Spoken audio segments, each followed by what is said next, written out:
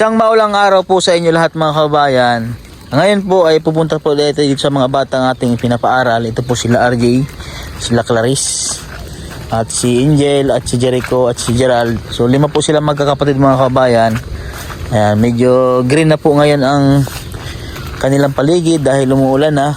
At bibisitahin natin yung mga bata at titingnan po natin kung ano po yung kulang nila sa school dahil starting na rin naman po ng papasukan. So titingnan natin po ano yung kulang sa kanila para po ma-prepare po natin yung kailangan po nila sa school mga kababayan.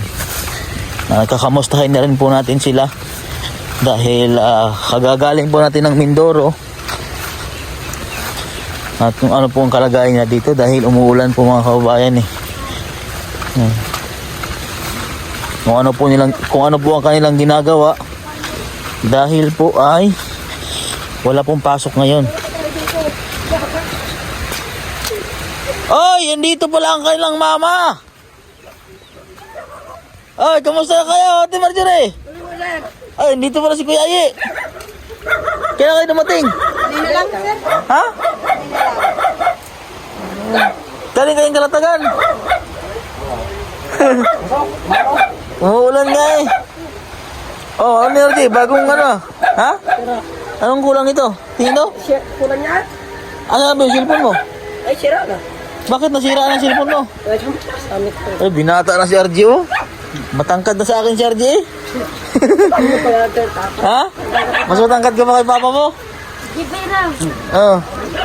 Clarice, kamusta na? Ha? Ano oras kayo dumating, Ate Marjorie? Alas 9 na. Asan sila Angel? Ha? Pumunta yata po kalatikan. Nandoon. Eh, kabay, kada kabay. Hindi. Babalik ka Ate Marjorie sa ano? Pabalik pa kayo ng Kalatagan? Ha? Ano na lang ilang araw dito? Doon ang gadinisip na pamatahin. Oh.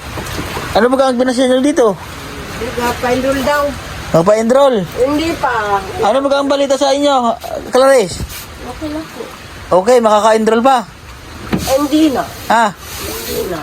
Ano? Nag-iipon din ako pumasalit pa po sa puntang Quezon. Ganito na lang ating gagawin natin, Madre. Ikakausapin ko na lang ang munisipyo kung pwede kukunan na lang sila dito na lang. Oh, sino ang Clarice hindi Clarice, sino ang walang kayo lang dalawa ni Gerald, Jericho no? Kami na po doon ni Jericho. Tatlo. Sino? Ate. Ay, 3.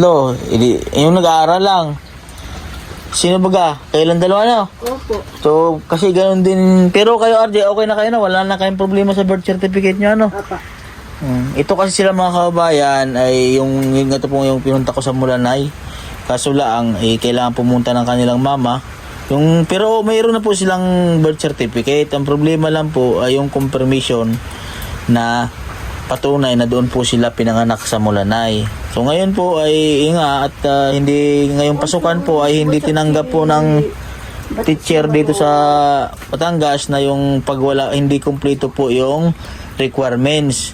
So pupunta po ulit tayo ng munisipyo para ayusin ito para makapagtuloy-tuloy sa pag-aaral si Clarice at Jericho dahil sayang naman po kung makatigil po sila ng 1 taon. Ano, Clarice? Ang taba na ni Clarice oh. Dalaga na ikaw Clarice ha? Ha? Aral ikaw mabuti, baka malay-malayan kayo mag-asawa agad. Ha? Oh. Ano RJ? Si RJ, binata na. Laki na ng katawan ni RJ oh. Ha?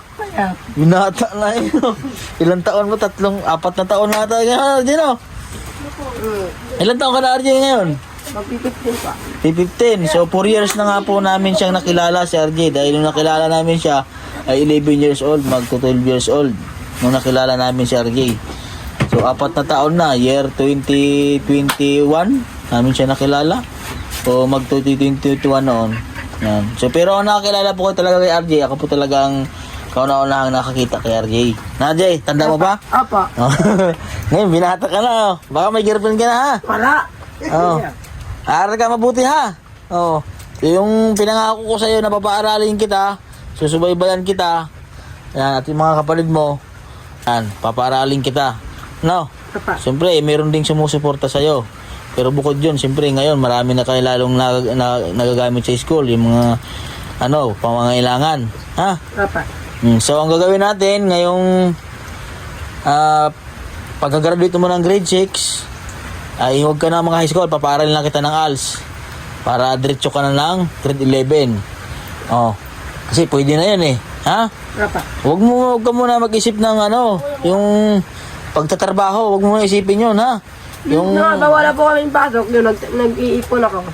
yung kasi ito si Aji mga kabayan, napakasipag po nito. So, focus ka muna sa pag-aaral, Aji, ha? Papa. Kasi yun nga, anong grade ka na ngayon? Grade 2 na? O grade 3? Grade 2 po. Grade 2 na, mabilis lang ang panahon. So ngayon, ilan taon ka na? 6? Magpi-15. Wala naman yan, hindi naman binabasehan sa edad yan na, yan basta makapag-aaral. Basta pag graduate mo ng grade 6, diretso ka sa ALS. Ha? Pwede yun, ha? Marunong ka natin magbasa at magsulat, di ba? Papa. Kailangan tuloy-tuloy. Ito si Clarice, pwede na rin ito si Clarice. Pag nakagraduate ka ng grade 6. Si Jericho, parang kailangan, ilan taon na si Jericho? 11 lang. 11.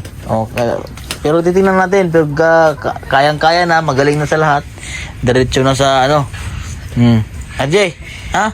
Dahil pa nakagraduate ka ng KT-12, yan, kung kayanin pa na makapag-aaral ng college, tapos meron naman mga hiring ngayon sa mga gobyerno, katulad ng Coast Guard. Pwede na ngayon ang KT-12 sa Coast Guard.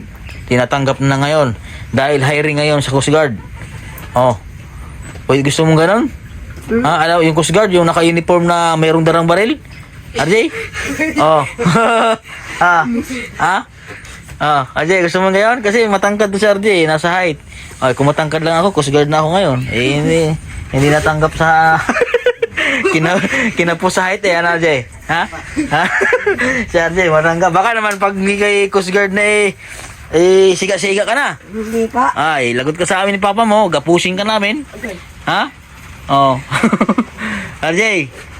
Kasi ako RJ, meron ako napatapos na pag-aaral. Umuwi ako ng Mindoro para mag-attend nung aking pinapaaral doon. Si Ate Kim, nag-graduate yun. Ang natapos niya ay IT. Computer ang natapos niya. Di ba? Gawin mong inspirasyon si Ate Kim na makatapos pag-aaral. Ngayon, magtatrabaho na yun, mag-a-apply ng trabaho. Ikaw, pag nakatapos ka, makakatulong ka sa iyong mga kapatid. Pero sabay-sabay naman ito si Clarice at saka si Pero si Clarice gusto maging teacher, di ba Clarice? Gusto mo maging teacher?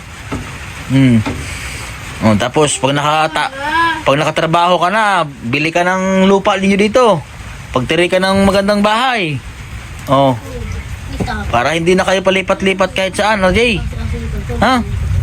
Bilis lang ang panahon, RJ. Sana nga po nung linggo mamimili na kami doon sa sidit ng gamit ko. Ako na mamimili sa inyo ng gamit. Kaya pumunta ako dito para tingnan kung ano yung kulang. Sino ba ang mamimili? Ako na mamimili ng gamit nyo. Basta taon-taon ako mamimili ng gamit nyo.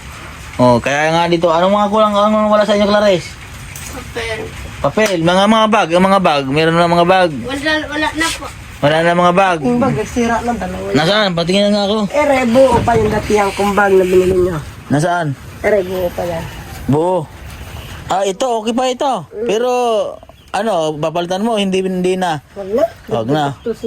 Wag, gabait naman ni RJ. Naisip din pala ni RJ. RJ na.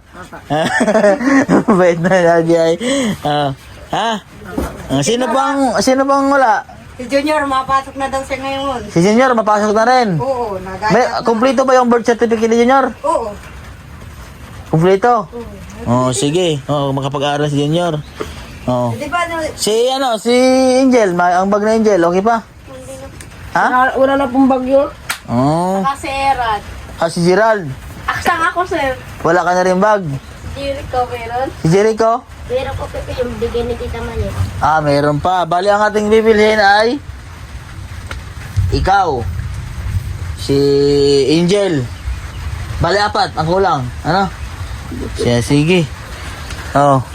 Mga papel, mga notebook, basta kung ano yung kulang. Basta ang bibilhin kong na bag ay 4.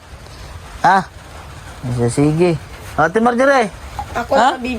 Ako na lang bibili ng sapatos ko. Ikaw na lang bibili ng sapatos mo? Apa. Ako may sapatos dapat. Ha? Meron kang naipon? 1.7. Yung... Aba, galing naman ni RJ ay. Oh. Anong sapatos mo ang bibilin mo? Yung katulad lang po ang binili natin nung nakarang taon. Nakaraan. Eh, so, sige, ikaw. O, siya na lang daw ang bibili ng kanyang sapatos. Oh, bait naman ni RJ. Dahil, ano nito eh. Madiskarte na si RJ. Ate Marjorie. Ha? Kamusta na baga? Okay lang naman po. Oo. Lasa kayo kay buntis na naman ano? Ano? Ha? Ay, tao siya. Tinatawag ka magkarapaon. Ilang buwan na ba kayo, Ate Marjorie? 5. 5 buwan na. Oh. Nakaw, patay, dagdag na naman tayo, Ate Marjorie, ano? Ay, Oh. Ilang taon na ba itong anak mo? magdadalawa na ngayon August. Ay, ng July. Magdadalawa na, nasundan na agad. Nako, akin na lang kaya yan. Oh. Ng tuta. Ha? Oh. Ate Marjorie.